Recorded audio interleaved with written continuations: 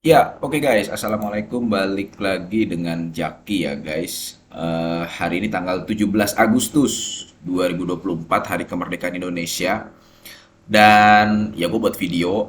Buat videonya agak sorean karena tadi dari pagi nemenin anak gue mengikuti lomba ya. Termasuk gue juga ikut lomba sih. Jadi memeriahkan Hari Kemerdekaan lah.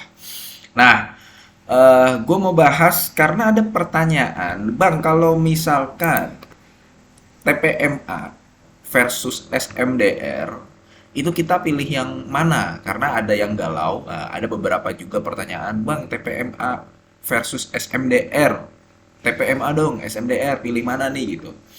Karena yang satu bagi dividennya gede, TPMA, tapi valuasinya nggak terlalu murah. Sedangkan yang satu, SMDR, valuasinya murah, tapi bagi dividennya nggak terlalu gede. Jadi biasanya itu paling umum banyak orang akhirnya galau. Nah, gue mau buat video tentang itu dan disclaimer dulu. Yang pertama, bukan berarti ketika gue memilih salah satunya yang satu lainnya tidak layak dikoleksi atau jelek. Bukan berarti seperti itu.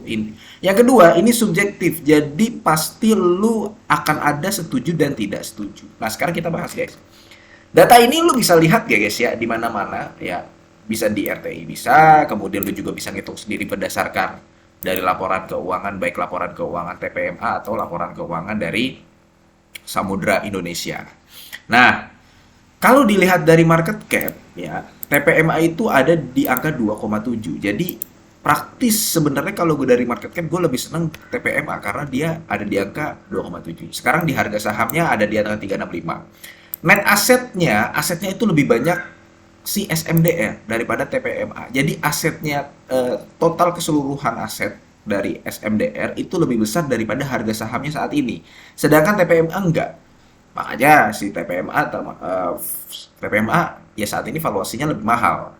Book value-nya itu SMDR di atas dari harga sahamnya saat ini karena book value-nya ada di angka 48, TPMA segini. Pairnya juga TPMA yang menang ya. PBV-nya SMDR yang menang karena kita harus coba cari yang semurah mungkin.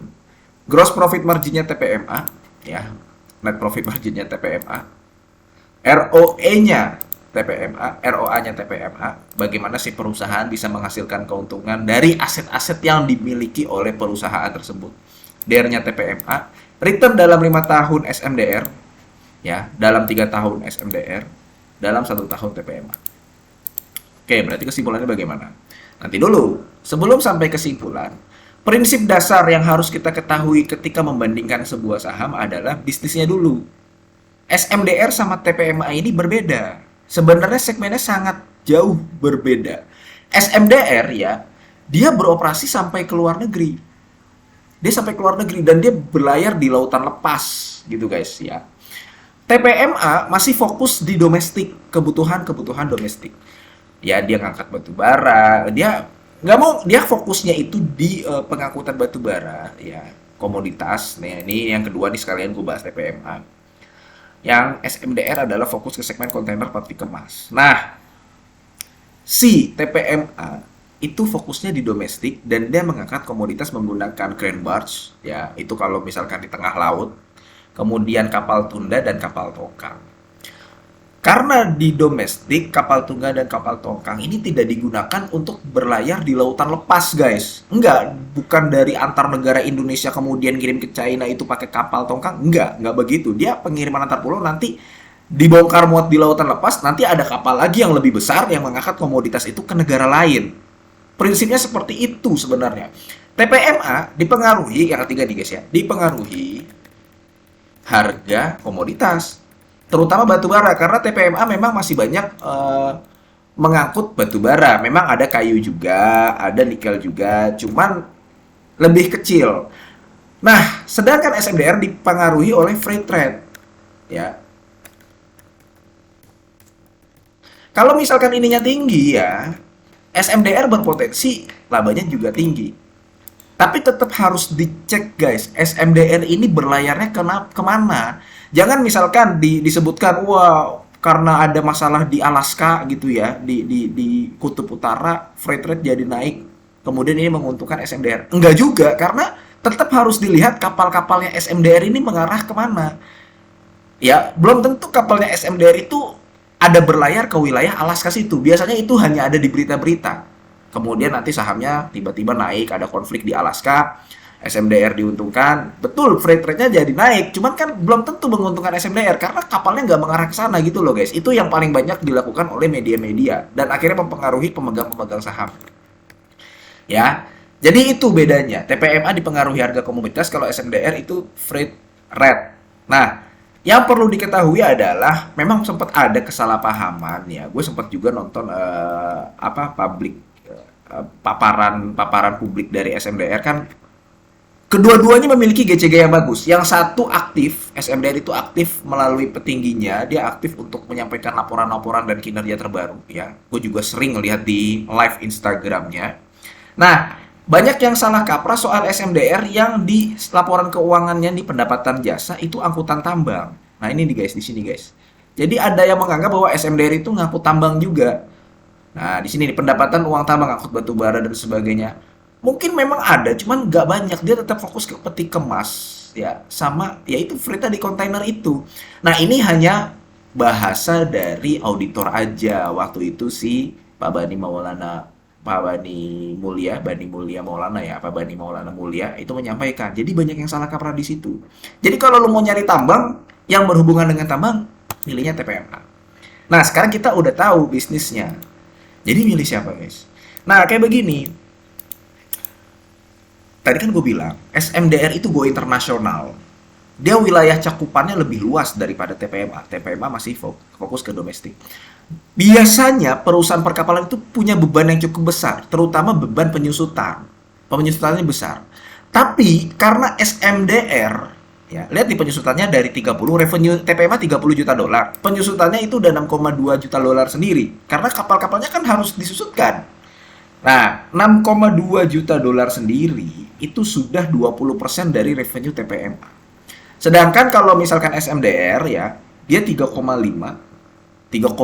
ya, penyusutannya 3,5 juta dolar berbanding 323. Itu sudah 10% sendiri. Kalau beban penyusutan lebih besar TPMA sendiri. Cuman gini guys, ya. TPMA ya, bebannya ya besar di situ, penyusutan dan bahan bakar. Sisanya di mana? Nggak terlalu besar.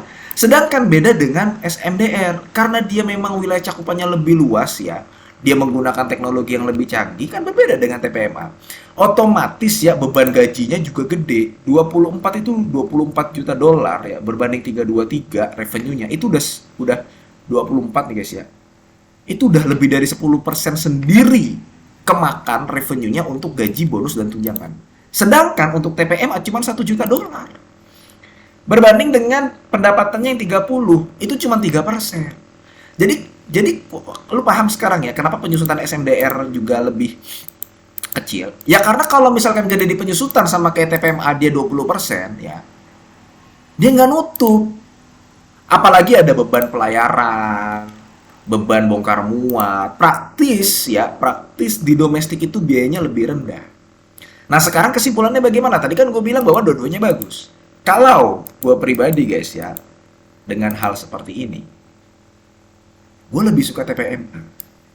Sekali lagi ini subjektif, lebih suka TPMA. Tapi keduanya sama-sama melakukan ekspansi sampai saat ini. SMDR beli kapal, sampai tahun 2024 rencananya beli 12 kapal. TPMA juga beli kapal, makanya dia reissue dan memperbanyak aset kapalnya itu sendiri.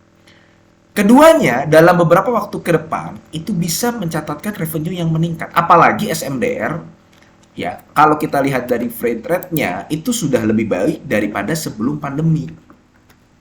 Seperti itu. Jadi kalau untuk jangka yang sangat panjang, ya guys ya, SMDR bisa jadi pilihan. Ya tapi lu nggak boleh tergantung dan terganggu dengan naik turunnya harga saham, karena seiring SMDR ini memperbanyak jumlah kapal-kapalnya, melakukan ekspansi, dividen yang dibagikan kecil, dia melakukan ekspansi ya.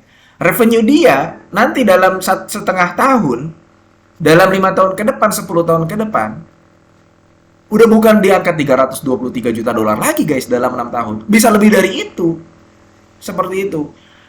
Berbeda dengan TPMA, kita belum tahu karena dia tetap tergantung dari naik dan turunnya harga komoditas. Meskipun tidak terpengaruh secara langsung, tapi naik dan turun hanya harga komoditas itu bisa berpengaruh terhadap volume penjualan dari perusahaan komoditas. Biasanya kalau misalkan ada loh perusahaan yang udah nggak mau naikin volume penjualan, ada. Ada yang udah maunya kita di 30 juta ton aja per tahun. Ada loh yang di tahun ke depan, oh harga batu baranya lagi turun nih. Ya udah volume penjualannya kita kecilin, kita turunin, kita simpan dahulu. Ada perusahaan batu bara yang seperti itu, coba lu cek.